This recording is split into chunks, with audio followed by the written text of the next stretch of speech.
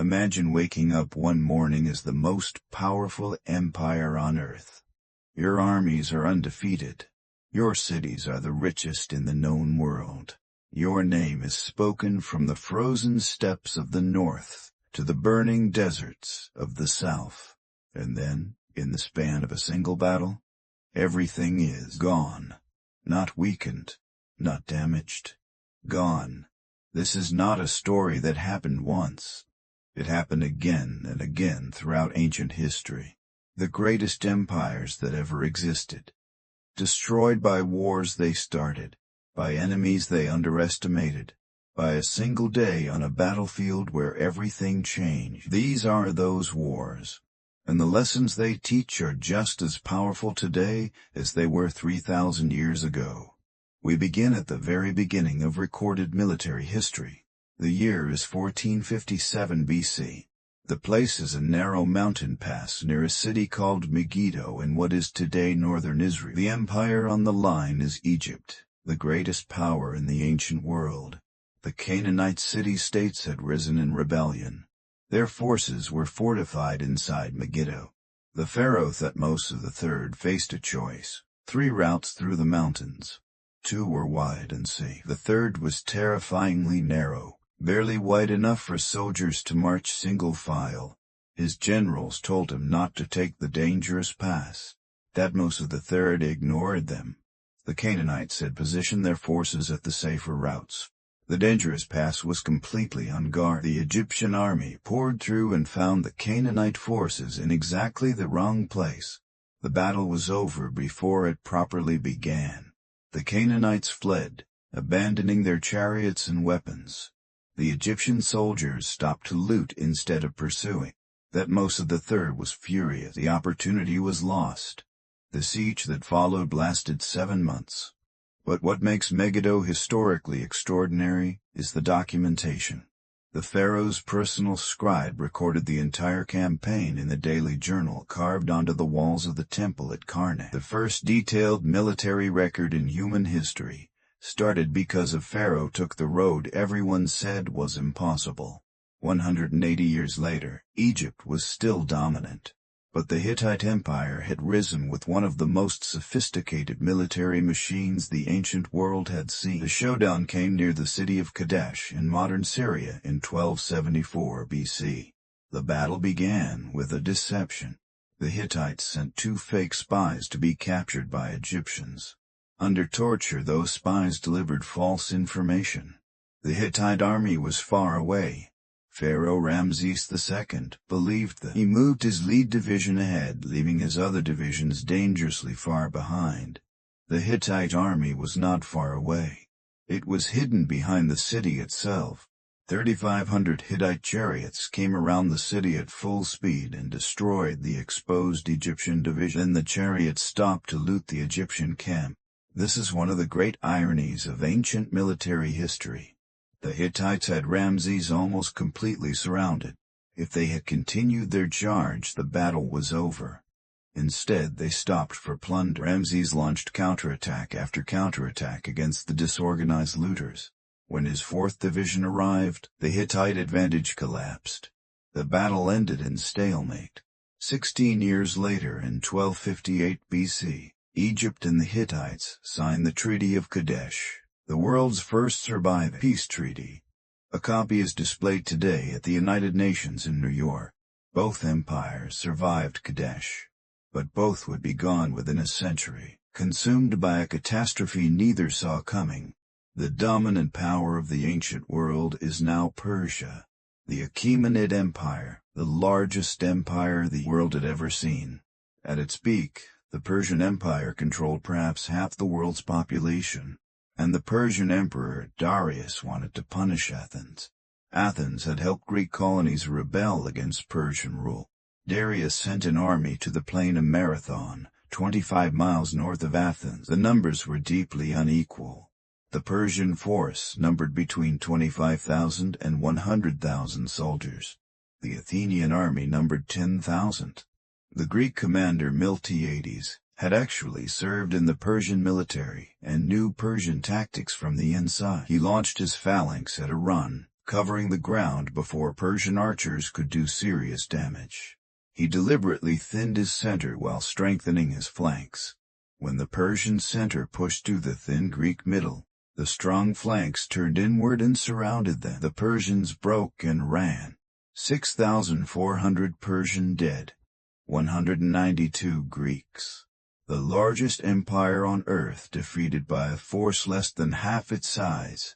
The soldier named Pheidippides ran 25 miles from Marathon to Athens to deliver the news, collapsed and died after speaking his final words. His run became the marathon race. His distance, 42 kilometers, is still the standard in every Olympics on earth. 10 years later, the Persians came back with the largest invasion in ancient history. Xerxes marched his army across a bridge of boats stretching a mile across the Hellespont. At a narrow coastal pass called Thermopylae, a small Greek force took position where Persian numbers were meaningless. Leonidas, king of Sparta, with 300 Spartan warriors held the pass for 2 days. Wave after wave of Persians was destroyed in the narrow gap. On the second night, a Greek traitor led a Persian force around the mountains. Leonidas sent most of the allied Greeks away. He stayed with his 300 Spartans and 1,000 Thespians who chose to remain. They fought until not one was left standing. The delay bought the Greek fleet time. At Salamis, the Athenian admiral Themistocles lured the massive Persian fleet into a narrow strait and destroyed it. The following year at Plataea, the Persian land army was crushed. The greatest empire the world had ever seen, stopped by city-states that could barely agree on anything except they did not want to be conquered. The Spartan epitaph at Thermopylae has survived 3,000 years. Go tell the Spartans, stranger passing by, that here obedient to their laws we lie. 150 years later, a 23-year-old Macedonian king crossed from Europe into Asia. His name was Alexander. At the plains of Gaugamela in modern northern Iraq, he faced the Persian emperor's last great army on a battlefield the emperor had personally chosen and leveled for maximum advantage. Alexander positioned his line to drift rightward, deliberately pulling the Persian left flank out of position. Darius extended his left further to cover the movement and created a gap between his center and his left. Alexander saw the gap the instant it appeared. He personally led the companion cavalry in a wedge formation directly at the gap. The Persian center broke. Darius fled. The Persian flanks collapsed when word spread that the emperor had run. An empire that had stood 200 years ended in one afternoon by a cavalry charge through a gap in the line. While Alexander was remaking the Western world, something equally transformative was happening in China. The Warring States period was approaching its bloody climax. The state of Qin in the West, disciplined, militaristic, ruthless, faced their primary rival Zhao. Zhao sent its best general Liang Po, who immediately understood he could not defeat the Qin in open battle. He built fortifications and refused to engage. For 2 years the armies faced each other. The Qin spread rumors through Zhao's capital that Liang Po was a coward and a younger general would do better. The Zhao king believed them.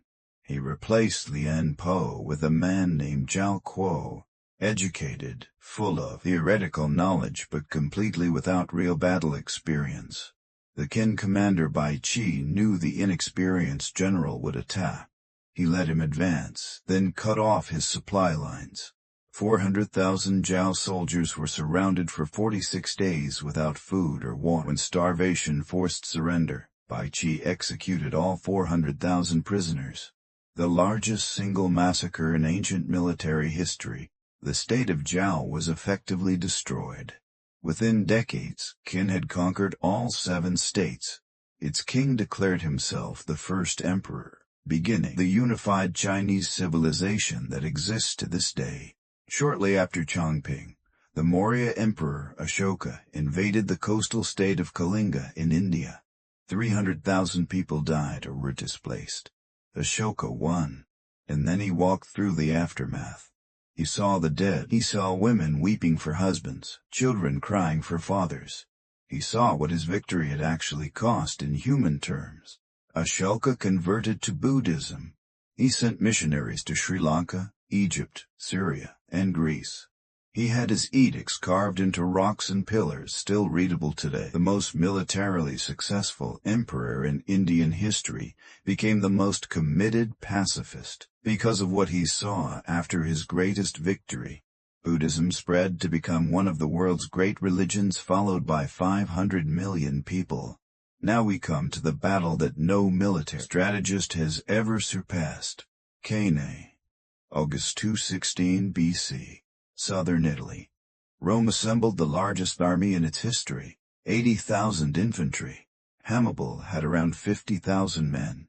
Hannibal placed his weakest troops in the center, his best veterans on the flanks. The Roman infantry pushed forward and the weak Carthaginian center bent backward deliberately. The Romans followed, convinced they were winning. They were walking into a closing fist. The flanks wheeled inward simultaneously. The cavalry returned from behind and sealed the trap. 80,000 Romans were inside a circle of enemies with no room to swing their swords.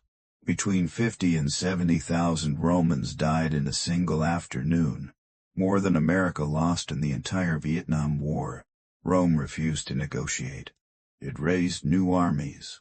It eventually won, but Cannae was never forgotten. Every military academy in the world still teaches it. In 53 BC, the richest man in Rome, Marcus Licinius Crassus, invaded Parthia without understanding what was waiting for him. The Parthian general Carrhae had built his force around horse archers, fast cavalry, that fired arrows at a full gallop and could not be caught by heavy Roman infantry. At Carrhae, the cavalry rode toward the Romans, fired, then wheeled away before the Romans could close. 20,000 Romans died. 10,000 were taken prisoner. Crassus was killed, and Roman soldiers, seeing Parthian cavalry banners for the first time, were stunned by a material they had never encountered: silk. The knowledge of this extraordinary material drove the opening of the Silk Road, revealed to the Western world by the aftermath of a catastrophic military defeat. The death of Crassus also destroyed the Roman triumvirate. Without him as a balancing force, Caesar and Pompey moved toward civil war. The conflict that followed ended the Roman Republic and began the Roman Empire. In 9 AD, 3 Roman legions marched into the forests of Germany. They never came out. The Roman commander Varus trusted his Germanic auxiliary officer Arminius, a man raised in Rome, trained as a Roman officer, given Roman citizenship. Arminius fed Varus false intelligence, minor disturbances requiring a slight detour through the Teutoburg Forest. 20,000 soldiers began marching into the trees. Arminius slipped away, and then the forest exploded. For 3 days Germanic warriors struck from all sides. 3 Roman legions, 10% of the entire Roman military, were destroyed. Augustus Caesar reportedly wandered the palace at night crying, "Varus, give me back my legions." Rome never seriously tried to conquer Germany again. The Rhine became the permanent border. The Germanic tribes remained free. 4 centuries later, those same peoples ended Rome itself.